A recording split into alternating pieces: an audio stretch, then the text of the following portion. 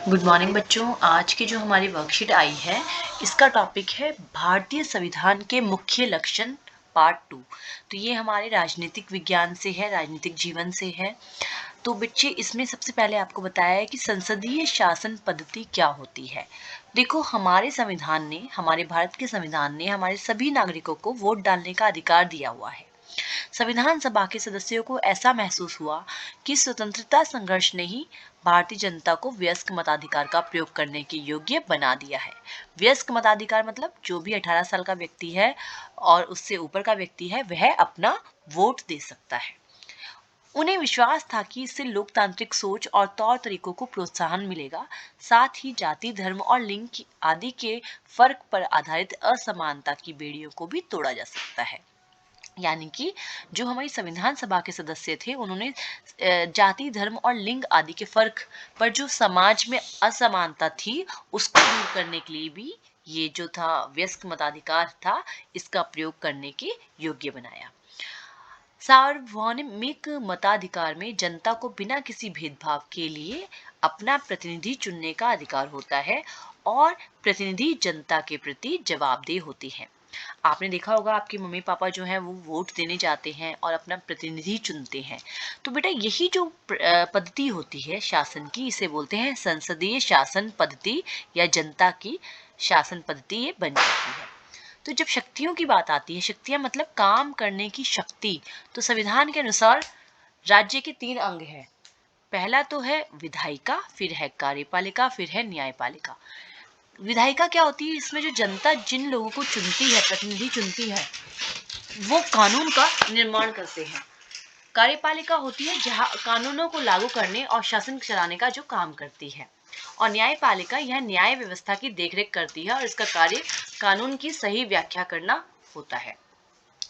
अब शक्तियों का दुरुपयोग रोकने के लिए ही यह प्रावधान किया गया है, यानी कि कोई भी व्यक्ति अपनी शक्ति का दुरुपयोग ना कर सके, गलत तरीके से प्रयोग ना कर सके। इसलिए सभी जो राज्य के अंग हैं उन सबकी शक्तियां अलग अलग होती हैं। शक्तियों की इस प्रकार बंटवारे के आधार पर ही प्रत्येक अंग दूसरे अंग पर अंकुश रखता है, यानी कि सब हर कोई एक दूसरे के काम पर अंकुश रखता है। और इससे क्या होता है? इससे तीनों अंगों के बीच सत्ता का संतुलन बना रहता है। तो बेटा यहाँ मिलान करने के लिए दिया गया है। तो सबसे पहले हम मिलान करते हैं। भारत में वोट करने के लिए न्यूनतम उम्र, तो न्यूनतम उम्र है 18 साल। अभी हमने बात भी की थी, तो आप इसको इससे मिला देंगे, आपका 18 साल से मिल जाएगा। राज्य की कानून बनाने वाली संस्था हमारी कौन सी थी बेटा? वो थी हमारी विधायिका, तो विधायिका से मिला दीजिए। राज्य के कानून को लागू करने वाली मतलब कार्यपालिका।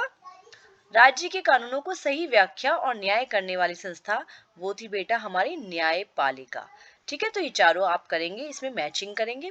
फिर आती है बात सार्वभौमिक मताधिकार क्या होता है। तो इसमें आप लिखेंगे कि भारत के संविधान में सभी नागरिकों को वोट डालने का अधिकार होता है, जिससे क्या बोलते हैं? सार्वभौमिक मताधिकार। इसमें जनता जो है वो अपना प्रतिनिधि चुन सकती है, किसी भी भेदभाव के बिना अपना प्रतिनिधि चुन सकती है। फिर आता है संसदीय शासन पद्धति जनता की पद्धति क्यों है। तो बेटा अभी हमने यहाँ पढ़ा था कि जो हमारे संविधान ने हमें वोट डालने का अधिकार दिया है, और इस वोट डालने के अधिकार से क्या करती है जनता? वो बिना किसी भेदभाव के अपना प्रतिनिधि चुनती है और ये प्रतिनिधि जनता के प्रति जवाबदेह होते हैं। तो बेटा इस प्रकार जो ये संसदीय शासन व्यवस्था है, ये जनता की शासन पद्धति बन जाती है। तो बेटा ये आपका सेकंड का आंसर है इसमें। अगला प्रश्न है राज्य के मुख्य अंग कौन कौन से हैं। तो बेटा इसमें आप ये सारा चित्र बनाएंगे। राज्य के मुख्य अंग ये 3 हैं हमारे, विधायिका, कार्यपालिका और न्यायपालिका, और इनके काम भी आप लिखेंगे जो कि दिए हुए हैं।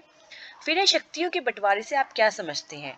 तो इसमें बेटा और यह क्यों जरूरी है, तो हमने यहाँ बात करी कि संविधान में जो शक्तियों का बंटवारा है, मतलब विधायिका जो है वो जनता के प्रतिनिधि, जो चुने हुए प्रतिनिधि हैं विधायिका में, वो आते हैं और वो कानून बनाते हैं।